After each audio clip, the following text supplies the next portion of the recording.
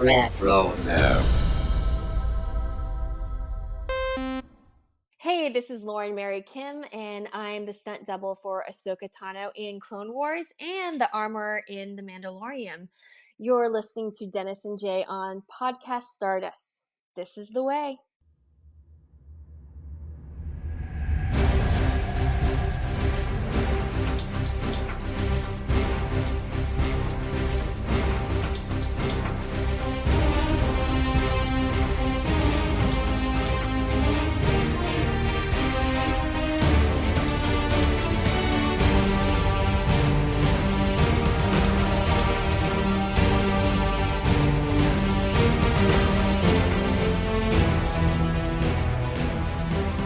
Welcome to Podcast Stardust. This is the fully armed and operational podcast dedicated to Star Wars news, reviews, and discussion.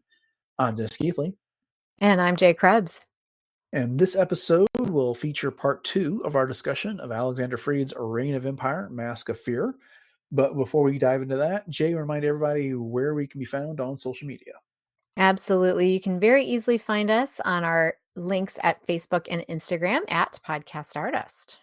All right, the dish is aligned, the signal is boosted to maximum output, the shield is down, we are now broadcasting the galaxy. But before we get into our discussion of Reign of Empire, Mask of Fear, we are celebrating 900 episodes tonight. Yes, we are.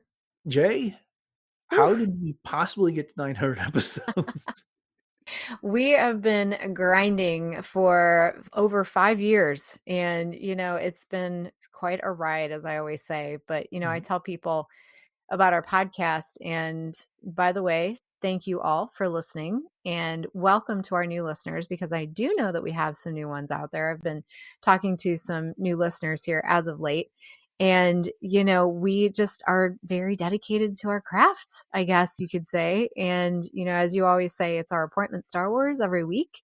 It's a labor of love.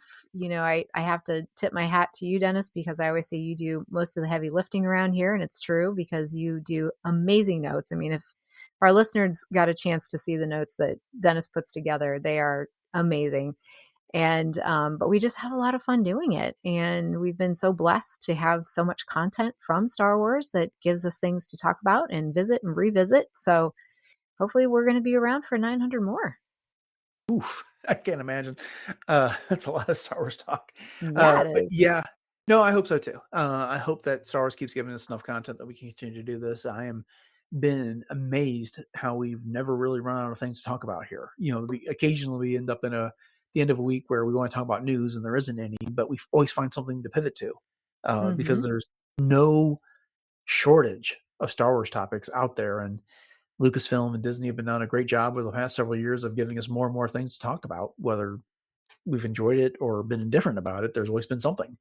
But it's, it's just rewarding for both of us. It's been a lifelong passion when it comes to Star Wars. The biggest fandom that I have, and a major hobby, just staying involved with what's going on there and having this outlet and being able to discuss it with you 3 times a week has been an incredible way to get through this latest era of Star Wars, especially when you think back. And we started this show in the last quarter of 2019, and then we practically went right into COVID right after that.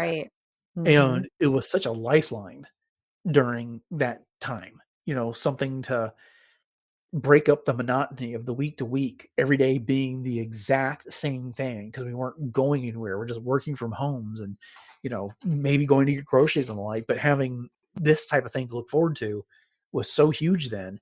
And little did we know back in, 2020, when we were finishing up our first year and hadn't, we'd already gotten to 100 episodes, that, wow, this is where we'd be in just a few years later. So it's been quite the journey. Yeah, it really has. And I mean, we've covered so many things, our usual news, reviews, and discussion. And then, of course, our monthly World Between Worlds, which is our fashion and lifestyle products and whatnot. But I mean, we've really had so many wonderful guests that we've been able to share this with, both our friends as well as some, very special people like Vanessa Marshall, for example, and Lauren Mary Kim, just to name 2. And so we've just really had these amazing opportunities that I know I thank my lucky stars all the time, my Stardust stars. Cat Tabor as well, and we got Mm-hmm. the likes of all of our returning guests for our annual movie review that we do for some Star Wars movie that's celebrating a anniversary has been fantastic. Too many to name, and I'd hesitate to start naming them all because I'd be mortified if I figured out I left somebody out on Right, all that. exactly. But the other thing that occurs to me is we've had exactly one movie that's been released since we started this Yes. podcast, and those Rise of Skywalker. Now we've had a ton of Disney Plus content and the High Republic Publishing Initiative. Those have been two of the big things that have drove this podcast over the last several years. But we are about to enter an era with more movies. We've got The Mandalorian and Grogu coming up next year, and then we've got Star Wars Starfighter in 2027. So we've got a lot on the horizon here and plenty of opportunities to talk about Star Wars going forward. Yes, absolutely. And as has been your tradition, I looked up a few things that are associated with the number 900 in Star Wars. And of course, Yoda's age is probably the most, famous. We're 900 years old, you reach, Return of the Jedi. But I did find out that the DS2, the second Death Star's diameter was around 900 kilometers. So that All was right, in then. the Inside the Worlds of Star Wars Trilogy fact book. So that's a fun one. And then there's an NJP 900 integrated jetpack that was used by the First Order and Sith. They fly now, kind of thing. And then the CT 900 freighter was a model of freighter, notably the Star Scavenger used by the Freemakers. So Oh, that's yeah. a The Lego few series. fun Right. ones. Yeah. Yeah. Yeah. You talk about the Death Star, too, being nearly 900 kilometers in diameter. There was people on the Death Star that had no idea if they looked out their window that there was actually a battle going on because they were too Yeah. far away from Right. it. So, Exactly. all right. But like you said, here's to 900 or more. Thank you all for listening and joining us for any portion of these past 900 episodes over the last 6 years. And we'll keep putting these out as long as we can. Yes. Raise your glass of port in the storm. If you have it, clink. There we go. All right. All right. Well, enough of the self-congratulations. We're awesome. We know it. But let's move on with some discussion here and get into Reign of Empire, Mask of Fear, Part 2. And so, again, this is the novel by Alexander Freed. We started talking about it 2 episodes ago, and we just had too much to cover that there was no way we could wrap it up in our 30 to 45-minute usual segment. So we decided to carry over the conversation here.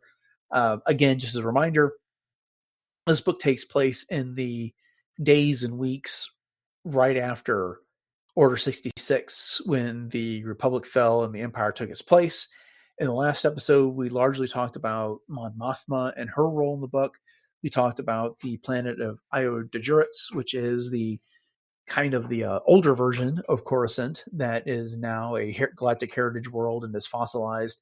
And we talked about some other elements of the movie. This week, we're going to kind of hopefully wrap it up, but we'll see. There's just so much to talk about with this. Mm-hmm. But I think we have to start with Bail Organa this time around. And Sounds great. in this book, we have to think about the context. He has just seen and witnessed the fall of the Jedi and the birth of Luke and Leia after Anakin fell to the dark side. He knows that Palpatine is a Sith Lord, and he is not happy with the state of the galaxy. Unlike Mon Mothma, I don't think we talked about this too much last time. In the days after the fall of the Republic, she was locked up in a closet for 30 hours Yes. where she Mm-hmm. couldn't sit down, she couldn't lie down, and she ended up soiling herself. She'd been left in there so long. He was arrested as well, but he was thrown into a room where he had a lot more space. But he is determined to bring down the Emperor, and the way he wants to do it is by revealing the truth of the Jedi, that they were not the traitors to the Republic that they've been made out to be, that everything that's been said about them is a lie. And he's kind of alone in this regard. What did you think about Bail Organa's storyline throughout Mask of Fear? Well, before I jump in on that, I do want to highlight what you just said about Mon Mothma being put into that dark room, because she revisits that quite a bit, but Mhm. how different of a treatment she received from Bail, and that it just seemed like it was kind of random in some ways, Yeah. that certain senators were being treated in certain ways, but it seemed that those that were part of the delegation of 2000 were definitely brought in under different pretenses at different points in time. But it was interesting that Mon was so pinpointed as such. But, for Bale, getting back to his character specifically, he is one of the few actual witnesses to the massacre at the Jedi Temple during Order 66, Mhm. especially the only senator that was witness to that. And he has a very special role in that, he's not only a keeper of the secrets that way, but he's also a huge keeper of the secret of the fact that, he's kind of planning for the future with Leia, knowing that her father was Anakin Skywalker and her mother was Padme Amidala. And Mhm. so he has kind of a really personal, you know, I don't want to say vendetta, but he has a personal mission to literally and symbolically find this proof of how the Republic was manipulated into becoming this empire. And, he's almost, well, he is obsessed with Yeah. finding these things about the Jedi and running into these issues with things being falsified and then trying to track that kind of thing down. And it's almost like, in some ways he was, kind of this mad scientist along the way, in that he just became so single-minded in this that he did, Bria was trying to say, you're losing sight of what you really need to be doing. And even Mon calls him out a couple of times too. And there's other people that are like, why aren't you home with your wife Yeah. and your Yeah. daughter? What are you doing? Kind of thing. Right. So, responding to a couple of things you said. One, I think one of the reasons why he got better treatment with Mon Mothma is that he was married to the Queen of Alderaan there, Mhm. and so Good he was point. Yeah. much more high profile in that regard. Mon Mothma is the senator from Trangilla, which is not a minor world in the least bit. One of the things that she remembers, and we're kind of getting back into Mon Mothma, and I don't want to steal the attention away from Bale, but there is a portion of the book where she's reflecting on when the Separatists showed up at Trangilla and were bombarding the capital of the planet, but they had the shields up. And after at one point, they reminded me very much of the British in World War II. They just became defiant. They're out there in the streets watching the bombs and the turbo lasers explode against their shield, just kind of like, is that all you got? And the Mhm. same with the British when the Germans were bombing them in London and the type of thing, and it empowered them there.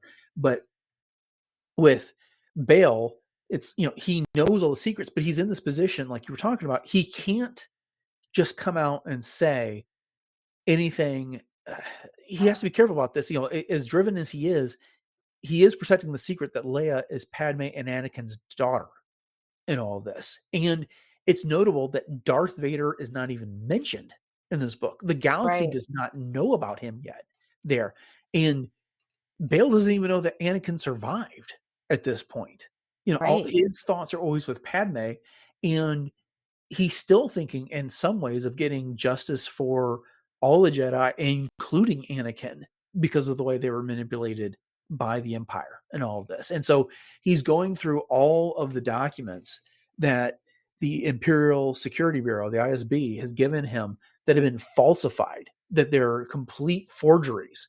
And they've been manipulated to show the Jedi talking about how they're going to mobilize everybody against the Chancellor, including their younglings. And so, Mhm. it's painting the Jedi in the worst light possible, and he won't stand for it. And as much as he wants to bring down the Emperor, it is way too personal for him. And that, I think, is the biggest part of his arc. And by the end of this, he realizes that, yeah, and like you said, Mon Mothma calls him out about it. It's like no one cares about the Jedi. The Emperor Right. successfully convinced them that the Jedi were traitors. We've got to move past them and worry about protecting the rest of the galaxy here. Oh, yeah, for sure. I mean, one thing that they definitely both share as far as Mon and Bale is that they're, we often use the term that they're two sides of the same coin, and they really Mhm. are. Mhm. And they're two of the very few senators who actually grasp the full gravity of what's happened, but they remain in the Senate not because, they believe in it necessarily, but because it gives them cover. And, this is where their relationship deepens. I always think it's interesting when Mon is asked, like, "Do you like Bail Organa?" She finally says, "No, I don't." But she understands what he's trying to do. Their temperament can be compared and contrasted. Their role in both the Senate and in the eventual rebellion could very easily, kind of like a Venn diagram kind of a thing. But it's kind of like if Bail becomes the soul of the rebellion, Mon is its spine, you Mhm. know? And so it's just really awesome to see both of these characters firsthand in this novel really going after what their values are when it comes to what they want to uphold, what they want to see preserved, but yet what they want to fight for to have even, replaced. And so again, it's just it's so hard to watch some of these Mhm. things because but I have to hand it to Mon. She really holds it together in the face of different political allies, so to speak. Mhm. Like, I could never talk to people the way that she did in terms of, like, when people are right in her face and saying certain things, like, she turns it around and she's just she lets it roll off her shoulders. She's very, controlled and calculating. She's a strategist kind of thing. Um, but yeah, they're both just so impressive in this book. Yeah, they can see where people are going with things. They're always looking for the trap. They're always looking for, Mon Mothma gets interrogated by the SB, and so does Bail a little bit, but not to Mhm. the extent she does. And, she's always on the lookout for, like, what can I say that they're going to use against me? And when you talk about the whole point where she gets asked by the ISB whether she likes Bail, and she says, "No, I don't." I think there's some truth to that, but I also think she's trying to provide cover. She's trying not Mhm. to draw more of a bullseye on his back because there's that coalition of separatists, and I can't remember which one it is, who says, if you ever need to do anything and you need the ISB not to be breathing down your neck, call me up and give me some names that I can sick the ISB Yeah. on. And that's the type of thing. It's funny how we're trying to talk about Bail, but we keep bringing up Mon, but it's kind of impossible to They're very adjacent, so it's yeah, yeah. well, I mean, there's three main storylines. There's a couple minor ones that we throughout this book, and they're 2/3 of that right there. But with Bale, she respects him when it comes down to it. She doesn't always like the way that he is making her job harder. She could use his support and for the Imperial Birth Act, but when they have the private party where she's pitching this to a bunch of senators, it finally comes around to him to ask questions and get some comments. And his are, "What about the Jedi?" And she's Mhm. just kind of like, "The Jedi are gone. We have to move on from that. This is about preserving the power we have and taking away power from Palpatine." And they can't have that's the unspoken thing in this entire book. We know it. Bale knows who Palpatine is. And Right. he can't tell her yet because it would endanger them both for that information to get out there. In a lot of ways, book is capable of standing on its own. In this, I can't remember if I brought this up the last time or not. The Jedi, there's no Jedi in this book. They're only talked about, and we don't even get a good discussion of what the Jedi were capable of. If all you knew about the Jedi was from having read this book, what would you know? You would know that they were some sort of warrior monks that were communing with the galaxy, and the Force isn't even brought up that much in this book. But ultimately, they were made the scapegoats for this war between the Republic and the Separatists. But you wouldn't know about their Force powers. You wouldn't know that much about lightsabers.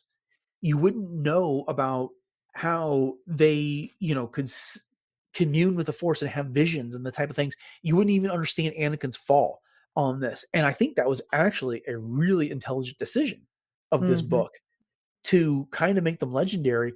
And it contributes to this idea by the time we get to A New Hope, how legendary the Jedi were. No one really believes in the Force that much because just weeks later, people are already starting to forget about them.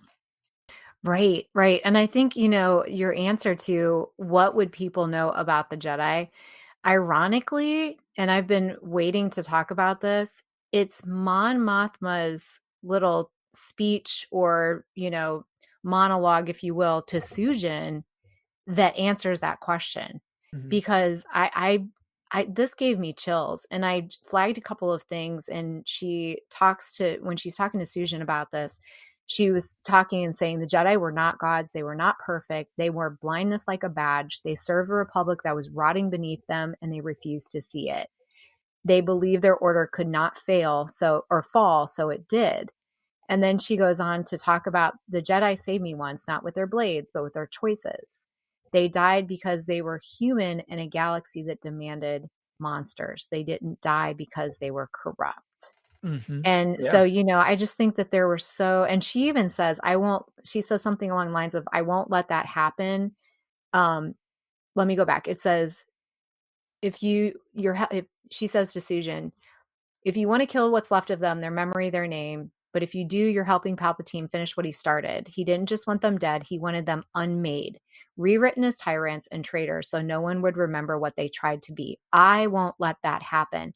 I won't let the galaxy forget. The Jedi fell, and maybe they failed, but they mattered because they tried to hold the line. And that to me is like, oh my gosh, that's something Bail should have been saying, with everything that we've gotten throughout the entire book. But it's Mon that says those things. Yeah. And to Soujen, of all people. And I just that's love the compromise, right? Right. Because yeah. at the beginning of the book, Mon Mothma is saying, forget the Jedi. And Bail's like, it's all about the Jedi. And Mothma was like, we need the Imperial Rebirth Act. And Bail's like, I'm not going to support it. By the end of the novel, they've kind of adopted each other's platform in this regard. This is where they start to form their alliances. Right. Yeah. Oh, so good. Well, you brought up Soujen, so we should probably talk about him a bit here. So this is a new species to Star Wars called an Alvajadorian, and their people was plagued by genetic defect, which meant that every subsequent generation was smaller than the one that came before it. So they're having problems reproducing and repopulating their species. And they were kind of taken for granted by the Republic. And then the Separatists showed up with a promise that we can help save your people. We can fix all of this. And of course, we know that this promise was not worth the paper it was printed on when it came down to it. But Soujen was a mercenary, and he was eventually recruited by one of the Separatist leaders, Tychon Nivolio, who was a member of the Techno Union. He was actually a Cowan. But he underwent some alterations, not to the extent that Grievous did, but he had a lot of cybernetic implants that enhanced his strength, enhanced his abilities. He had a cybernetic uplink, kind of the way that Echo did, and the Bad Batch, and but he was driven to get revenge on the Republic, and his goal was to inflict enough violence that the worlds of the Confederacy, the Separatists, would rise up and fight the Republic, or now the Empire, again. What did you think of this guy? Oh yeah. He was one of the most compelling parts of this whole novel, I will admit. I mean, the entire plot line, everything that we've been talking about with Mon, with Bail, with everything else, and everything that's at stake right now. But Soujen, for me, is one of the coolest characters that we've been introduced to in a while, in that his whole existence is kind of a representation of what the Republic and the Empire has kind of become. They've both become kind of mutilated by their own injuries, and now that we've got this Empire, it was sort of birthed under the, non conformity, I guess you would say, of the people. It just kind of happened. And that's sort of what happened to Soujen too. I mean, he was this cross between this cybernetic enhancement and forced genetic reprogramming. And then he didn't even actually consent to that part of it, is what I understood. Is that correct? Like, he was basically saved because, like you said, it was his people were kind of dying out, but now he's this murder bot, essentially. And he's, you know what I mean? I mean, He volunteered for the procedure. Okay. He was convinced by Tychon to undergo this, and he knew that, and he willingly made himself the safeguard for the Separatists. That should, he was going to fight using these abilities, but he got stuck in a pod, and then he got tucked away before he could do anything, and then he became the Okay. contingency should the Separatist Alliance, the Confederacy of Independent Systems, fall, that he'd be activated, and his goal was to go get revenge, to inflict damage on the Republic, which is now the Empire. Except the way he saw it is like, well, he started off with a goal, which is like, I want to inflict enough damage that it encourages the worlds of the Separatist Alliance to rise up again. But then it was like, no, I now want to punish all the collaborators Yeah. involved in all this. And so I kind of read him as this was a guy with a purpose, but he was probably too angry and too frustrated to actually put it to its best use Mm-hmm. when it came down Mm-hmm. to it. Yeah. At first, I was a little confused as to, what his MO actually was. Mm-hmm. Because when he was, woken up out of hibernation and then he was with Saw for a while. And then, when he got with Bail, then he was able to get all of that data in his, his personal data banks. And that was the only thing that was going to clear the Jedi, quote unquote. But he was on this like death mission basically to go after Palpatine. And when it wasn't necessarily because of Palpatine, it was because of like you said, the whole reason for this happening. It was like his way to carry out his own personal justice kind of thing. Right. Yeah. The whole goal of going after Palpatine was born out of a lack of options in some Mm-hmm. way when it came down to it, because he was going to go with Saw Gerrera back to Io Juritz in order to find the cache of Separatist weapons. And his hope was he could take those and help build a new insurgency of Separatist sympathizers that would take on the Empire. And then when that was not possible, he started thinking about, well, these collaborators, who's responsible for the Separatist Alliance falling? He doesn't understand. He doesn't even know the whole story. He doesn't know Dooku No, was a he Sith. doesn't. He doesn't Yeah, know that Palpatine was pulling the strings. He exactly. doesn't. Yeah, he doesn't know how complicit the Separatist Council was in making things go the way they did. He does, and so his thought was, well, we could have won, but we failed, and it was due in large part to these collaborators. So I'm going to go hunt them down as part of my mission. And then Bail gets to him, and Soujen has downloaded all this information from that cache that would vindicate the Jedi. And so he's working with Bail. They get to Coruscant, and then that plan gets scrapped. He's going to go testify to the High Justice. I can't remember what that's what the title was, but something along those lines. And they were going to work together, and it was going to expose Palpatine. But it didn't work because they got there and they were immediately surrounded by clone troopers. And the time he finally meets Mon Mothma, because Tychon Novolio sets Mon Mothma up with a way to communicate with him. Well, he actually sets up the meeting, and then she shows up instead of him. And he's like, I'm going to make a statement. I'm going to go murder Palpatine. Mm-hmm. And Mon Mothma stops it. We tease this at the beginning of our last discussion of this book, where we're talking about the oubliette and sublime trigger words Yes. that would Yeah. arm his internal destruct and then set it off. She didn't know Palpatine was a Sith. She didn't understand the degree to which Palpatine was responsible for everything that happened. If she had known, do you think she would have let him go and do that? Oh gosh, you know And what? at least I attempt it? thought about that too because I thought, you know what? If Susan just would have been able to carry this out, like how much death and destruction would have been like she would have saved Alderaan. She would have saved, you Mm-hmm. know what I mean? Like she would have saved like so many, but you can't, none of us can see the full scope, depth, and breadth of our decisions. Mm-hmm. There's always the 2020 hindsight kind of thing, and it's like, wow, you can really do a what if on that. And I mean, I think she had to do it because it was for her, it was more symbolic than anything else. You know what I mean? Mm-hmm. For her, it was the first time that she had to do this out of necessity and see what she was truly capable of. And, Well, I just, yeah, go ahead. Well, so she was also trying to prevent the collateral loss in all Right. this. Of You know, course. she didn't understand Palpatine was a Sith. I don't think Soujen would have been successful in trying to take him down. I mean, we've seen how powerful Palpatine was. I mean, he would have showed up there Sure. and he would have given it his all. He probably would have killed plenty of senatorial guards, probably taken out some senators along the way, and he would have left a trail of death and destruction his way. At best, he might have exposed Palpatine as being something more than this statesman that he was Mhm. portraying to the rest of the galaxy there. I do not see a world in which he would have been successful in all of that. But let me ask you this question.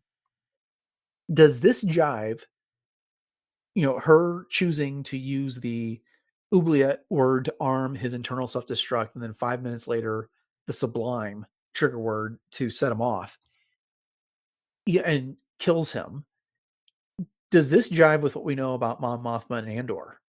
And I'm thinking specifically in season 2 when Tay is, coming after her because he's in financial difficulty, and she's pleading with Luthen Rail about, pleading is a strong word, but, hey, next week we'll find a number and we'll fix all this. And then Luthen's like, basically in cryptic terms says, nope, we're going to get him killed and taken out. And her response is like, I don't know what you're talking. I don't know what you mean. And his response is, well, how nice for you. Well, she's murdered before in this Mhm. situation. So does in this context, does this work for you?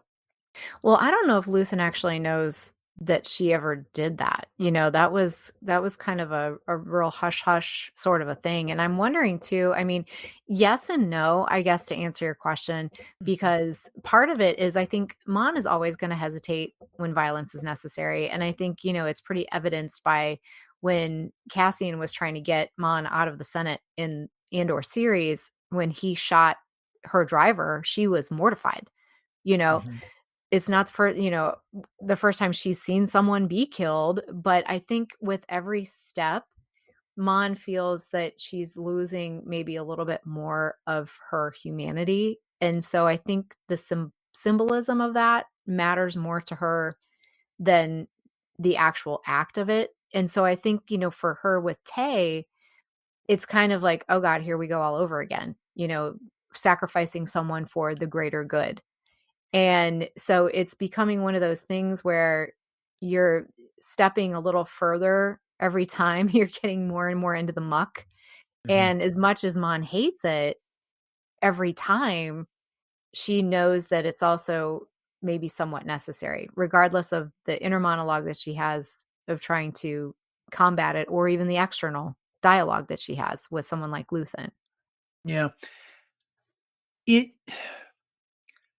not in a major way, but it does kind of, I think, take away from the impact for me from season 2 of Andor, because when she's saying to Luthen, it's like, I don't understand what you're saying. And his response is, how nice for you.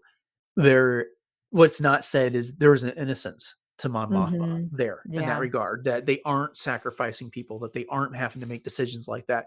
And she's already made that type of decision. She's someone who's capable of making that type of decision, where in Andor, that's part of her arc. She becomes someone who's capable of rising to that rank and Mhm. making the tough calls in the rebellion. Well, she's already done it at this point.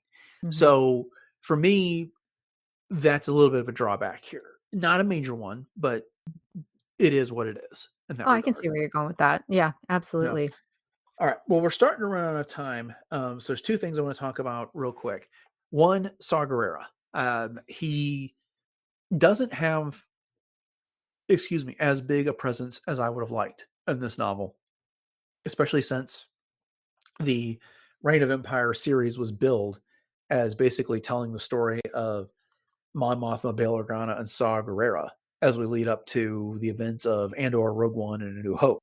In this, Soujen, in a way, is his stand-in in this novel, but he does Yeah, get some yeah. scenes of what did you think of Saw Gerrera here?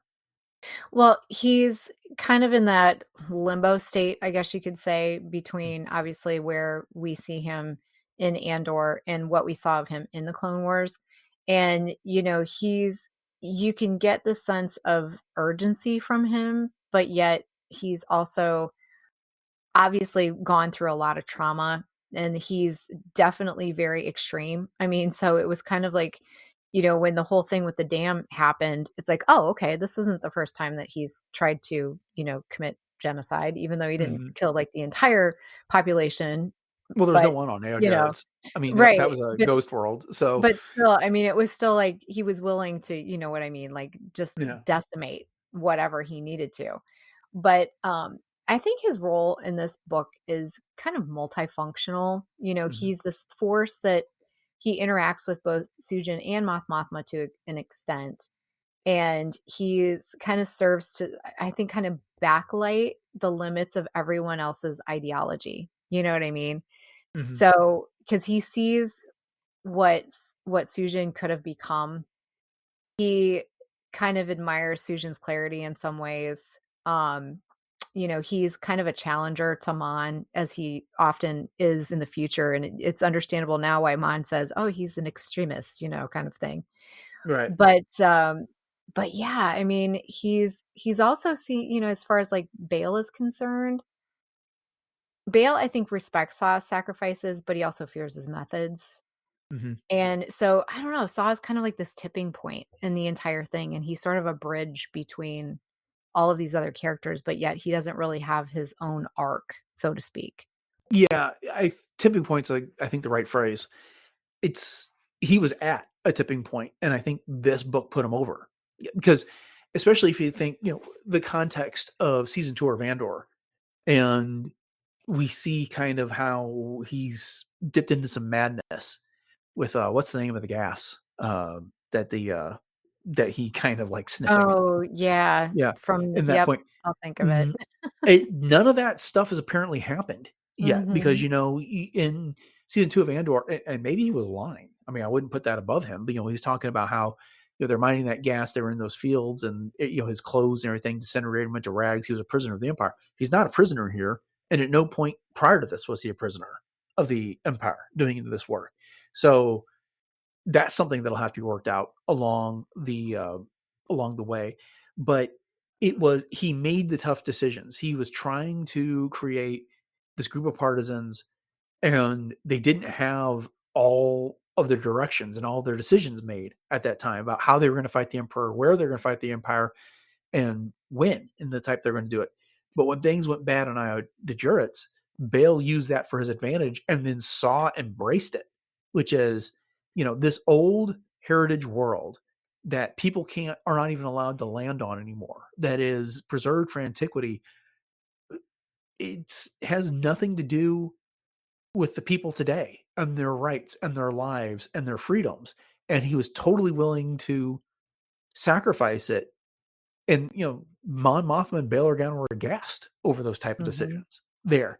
And then when Bail used that in his big speech during the presentation of the Imperial Rebirth Act, about talking about how he'd been held hostage by Saw Gerrera and the terrors that Saw inflicted and stuff like that, Saw's like, well, if that's who I am, that's who I am. And he embraces all of that. Right. Uh, and so, it is a tipping point for him. I think that's a very good choice of words on your part. Thanks. Yeah. All right. Last thing I want to talk about. We don't have a ton of time, but the end of the book, Mon Mothma has recovered. In the explosion that took out Soujen, she was caught in the debris and nearly killed in the process. We talked a little bit about that in our last discussion of this book, but she recovers, and then she's arrested again, and Yeah. for the third time since the fall of the Republic.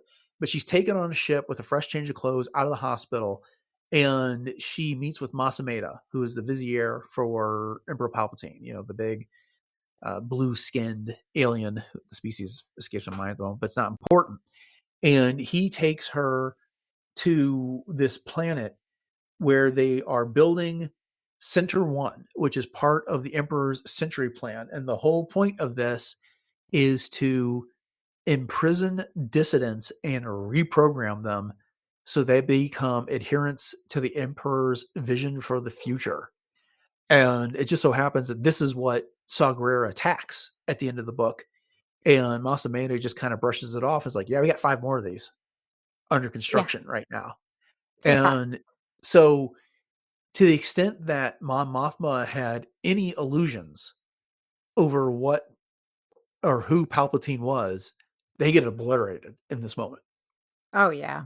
Oh, yeah. And I think, for Mon too, she sees too, as far as she doesn't like Masameda, obviously, but she does Mm, understand him. And I think that that's part of what is allowing her to lead the rebellion as well, from that insight, you know what I mean? Because she's learning how empires are unmade, right. from some of the things that he's saying. Yeah, yeah. And there's a great tie-in to Chuck Wendig's third aftermath book, Empire's End, when they meet with Masameda and he's trying to surrender the Empire, but Mon Mothma and Leia are there and like, you don't really have the power to do this. And in this book, when he's kind of lecturing her and telling her about the futility of what she's been doing with the Imperial Rebirth Act and how the Emperor is going to have to veto all the portions where that strip him of his power, and the question of what she's supposed to do, and she says, "You are an," and he says his response is, "You are an administrator, so administrate." And she's just kind of Mhm. blowing her off.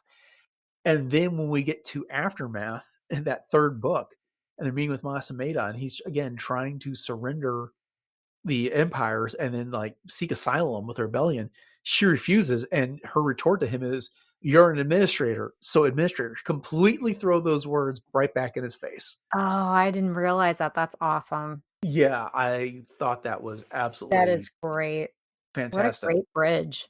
Yeah, I saw a brief discussion with Alexander Freed, and he talked about how the story group in Lucasfilm helped him come up with that tie-in between the two novels. So So cool. well done. But there we Yeah. are. We haven't covered everything that happened in this book, but between two episodes, we've covered an awful lot. There's an entire separatist storyline that Mon Mothma's meeting with them as a reintegrating that we haven't gotten into. There's Bail Organa's attempt to track down the forgers of all this Mhm. dogma that the Emperor is putting that we just haven't had an opportunity to discuss. But perhaps it's for the best that we leave some of these details for people who haven't gotten through the book yet to discover for themselves. There's a lot of good stuff here. Any other final thoughts, Jay, before we wrap it up? Well, I was just impressed that, Mon was able to, keep down all of those adult beverages at her daughter's wedding after finding out that she's basically got a steel stomach now. Yeah, an artificial stomach. Yeah, didn't She's know more that. machine Learned now this. than So woman. No. yeah, indeed. All right. Well, we learn something new about her every day, and we're Yes, going to yeah. find out even more in the next 2 years as we get the next two installments in this series. So Very something to look exciting. forward. All right. Well, thank you all for joining us for this episode of Podcast Stardust and part two of our discussion of Reign of the Empire, Mask of Fear. As you can tell, we both enjoyed it quite a bit, and we're looking forward to the second and third book in the series.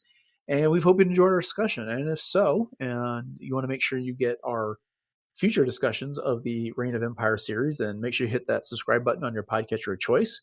And once you've done that, we would love it if you could leave us a 5-star rating review, especially over on Apple Podcasts. That helps drive all the algorithms and others to find the show.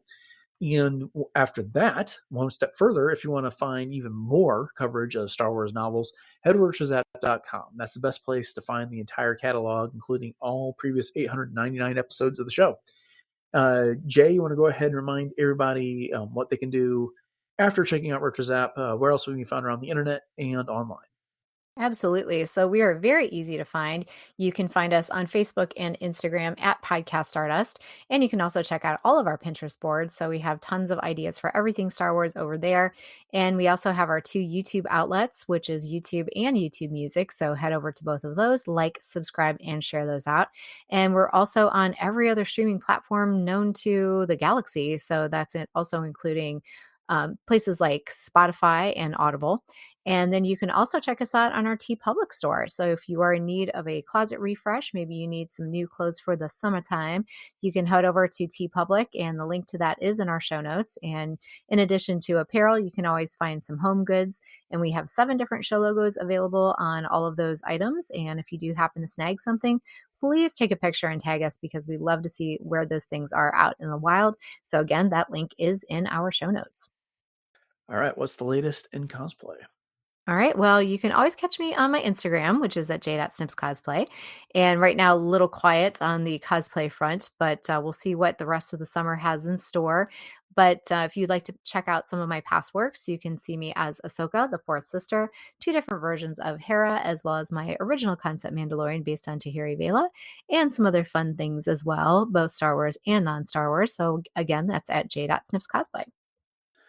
All right, upcoming on the show on Wednesday, we have the next installment of World Between Worlds, where Jay rounds up the latest in Star Wars fashion and lifestyle products. And then on Friday, we wrap up the week with a look at recent Star Wars news. At least that's the current plan, but it's been slow lately, so we'll see what actually happens. But with all that having been said, once again, thank you all for being with us for these past 900 episodes of Podcast Stardust. We hope you'll hang in there with us across the future as we get into more and more Star Wars and everything that is to come. And so, yeah, all that's left to say is have a great rest of your week. And until next time, may the Force be with you.